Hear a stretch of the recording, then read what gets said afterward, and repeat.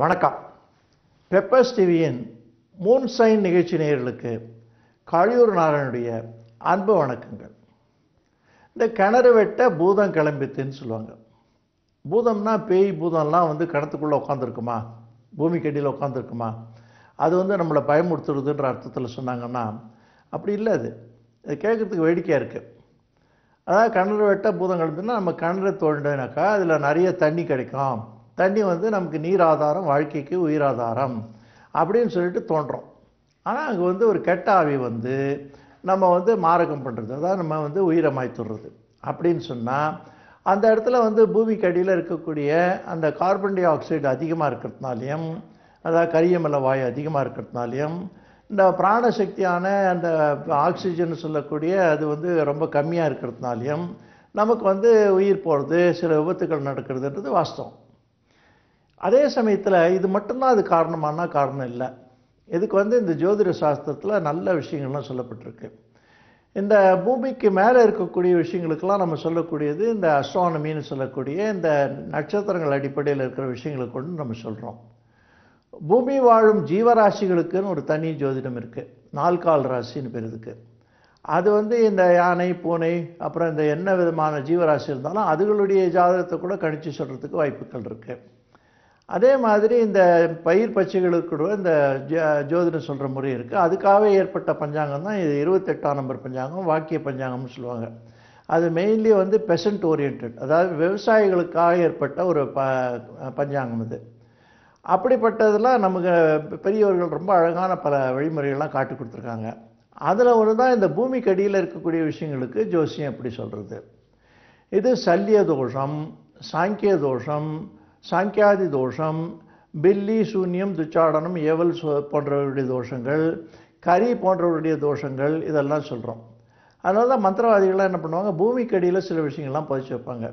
அவங்க வைக்கும்போது அதனுடைய சக்தி அந்த பூமியினுடைய பாதிப்பை ஏற்படுத்துறதுக்கோ அல்லது அந்த பூமி பகுதி மேலே இருக்கவங்களுடைய வாழ்க்கையை பாதிக்கிறதுக்கோ அது சக்தி இருக்காது. ஆனால் உள்ளே வச்ச உடனே அது ஒரு மேக்னெட்டிக் ஃபோர்ஸ் மாதிரி பயன்பட்டு இதர சக்திகள்லாம் அங்கே குவிக்க துவங்கும். ஏன்னா நம்ம எல்லாருமே வாழக்கூடிய இந்த பூமியானது பலவிதமான ஜீவராசிகள், பலவிதமான மனிதர்கள் பல்லாயிரக்கணக்கான கோட்டிக்கணக்கான வருஷங்களாக இறந்து புதைந்து அதுக்கப்புறம் நமக்கு மறுபடியும் மண்ணாக உருவாகி இருக்கிற பூமியில் தான் நம்ம ஜனிச்சிருக்கோம். அந்த பூமியினுடைய சக்தி தான் நம்மளை வாழ வைக்கிறது. அதே சமயத்தில் இது கிரேவியார்ட், அதாவது எல்லாமே சுடுகாடு தான். அந்த மாதிரி இருக்கும்போது அந்த கீழே இருக்கக்கூடிய சக்தியானது நம்ம வீடு கட்டும்போது அந்த வீட்டினுடைய அடிப்பகுதியில் இருக்கக்கூடிய மண்ணினுடைய ஆராய்ச்சி ரொம்ப முக்கியமாக இருக்குது. இந்த மண்ணினுடைய பகுதியெல்லாம் நிறைய பேருக்கு தெரிஞ்சிருக்கோம். களிமண்ணுன்னு சொல்லுவாங்க, மணல்னு சொல்லுவாங்க, செம்மண்ணுன்னு சொல்லுவாங்க, கரிசல் மண்ணுன்னு சொல்லுவாங்க, கல் கலந்த மண்ணுன்னு சொல்லுவாங்க. இப்படி நிறைய மணல் வகைகள் இருக்குது. ஒவ்வொரு மணலுக்கும் ஒவ்வொரு சாஸ்திர ரீதியான வெளிப்பாடுகள் சொல்லப்பட்டிருக்கு. எந்த ராசிக்காரர்களுக்கு எந்த மாதிரி மணல் பயன்படும், எந்த மாதிரி மணல் பயன்படாது, எது எதிர் விளைவுகளை கொடுக்கும்னு சொல்கிறது. அப்படிப்பட்ட நிலையில் பூமிக்கு அடியில் இருக்கக்கூடிய இந்த டெபாசிட்ஸ்னு சொல்லக்கூடிய படிமங்கள்னு சொல்லக்கூடிய விஷயங்கள் நிறைய இந்த கெமிக்கல் ரியாக்ஷன்ஸ் உருவாக்கக்கூடிய சக்தி உண்டு. அந்த மாதிரி அந்த கெமிக்கல் ரியாக்ஷன் உருவாகிறதுனால தான் பெரிய குப்பை கூடங்கள்லாம் குவிச்சு வச்சுருக்க இடத்துல திடீர்னு தீகள்லாம் ஏற்படுறது, திடீர்னு வெடிப்புகள்லாம் ஏற்படுறது. அது குமுறல்னு பேர். இதுதான் எரிமலையினுடைய அடிப்படையும் கூட. அந்த மாதிரி அந்த எரிமலைக்குடைய சக்தியை நம்முடைய ஒவ்வொரு பூமியும் தாங்கியிருக்கு. அந்த சக்தியை வெளிப்படும் போது இந்த கிணறு வெட்டும் போது பூதம் கிளம்புறதுன்ற மாதிரி கிணறு வெட்டக்கூடிய பகுதி, கிணறு வெட்டக்கூடிய நாள், நம்ம நின்று எந்த பக்கத்துலேருந்து வெட்டுறோம், இதெல்லாம் பொறுத்து இருக்குது. அதனால தான் இந்த கிணறு வெட்டும் சாஸ்திரம்ன்றது ஒரு பெரிய ஒரு தனி பிரான்ச் இன் அஸ்ட்ராலஜின்னு சொல்லுவோம். அந்த கிணறு அந்த காலத்தில் எல்லா வீட்லேயும் இருக்கும். இந்த காலத்தில் ஃப்ளாட்டில் வாழறதுனால நமக்கு அநேக வீடுகளில் கிடையாது. அதை பற்றி நமக்கு தெரியவும் தெரியாது. பால் பசு கறக்கிறது நமக்கு தெரியாது நிறைய பேருக்கு இந்த காலத்தில். அது பேக்கெட்டில் தான் வருதுன்னு நிறைய குழந்தைகள் நினச்சிட்ருக்காங்க.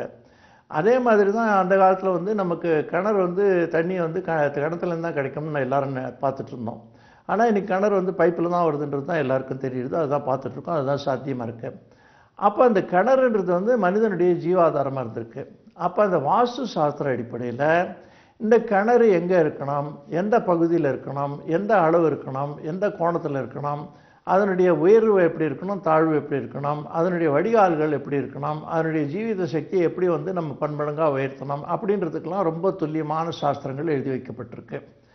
சிலருக்கு வந்து ஒரு டவுட் இருக்குது. என்ன டவுட் இருக்குன்னா, கிணறு வந்து எந்த பக்கத்தில் வைக்கணும், அப்படி வச்சா கூட அதுலேருந்து வரக்கூடிய நீரை நம்ம பயன்படுத்தலாமா வேண்டாமா, ரொம்ப நாள் யூஸ் ஆகாத கிணறு நம்ம யூஸ் பண்ணலாமா வேண்டாமா, இப்படிப்பட்ட நிறைய சந்தேகங்கள்லாம் இருக்குது. சில பேர் வந்து வீட்டுக்கு வரவங்க சும்மா இருக்க மாட்டாங்க. அவங்களுக்கு ஜோசியமும் தெரியாது, வாஸ்துவும் தெரியாது, எதையும் வாசிச்சிருக்க மாட்டாங்க. ஏதோ 2 இடத்துல 2 புக்கை படிச்சிருப்பாங்க, அல்லது அந்த தொலைக்காட்சியில் நாங்கள் மாதிரி இருக்கவங்க சொல்கிறதெல்லாம் கேட்டிருப்பாங்க.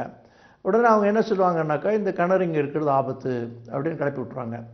கேட்குறவங்களும் என்ன ஒரு பிரச்சனைன்னா, இவருக்கு வந்து முழுமையான ஜோதிட அறிவு இருக்கா, வாஸ்து அறிவு இருக்கான்னு ஆராய்ச்சியே பண்ண மாட்டாங்க. சட்டுன்னு அவர் சொல்கிறது நெகட்டிவாக இருந்தால் அது சட்டுன்னு பிடிச்சிட்டு அதை பற்றி வருத்தப்படுறதுன்னு ஒரு குணம் 199 பேர்கிட்ட இருக்குது. அது நமக்கு பேர் இழப்பது. அந்த மாதிரி நம்பக்கூடாது. எந்த ஒரு விஷயமானாலும், எந்த ஒரு சாஸ்திரமானாலும், எந்த ஒரு விஞ்ஞானமானாலும் யார்கிட்ட கேட்கணும், யார்கிட்ட கேட்காம இருக்கணுன்ற ஒரு டிஸ்கிரிஷன், பாகுபாடு இருக்கணும். உதாரணத்துக்கு நம்ம வந்து பெண்மணிகள் என்ன பண்ணுவாங்கன்னா, பக்கத்து வீட்டில் ஓய்வு நேரத்தில் போயிட்டு 2-3 நாளாக எனக்கு வயிற்று வலி, கடுமையான வலின்னுவாங்க.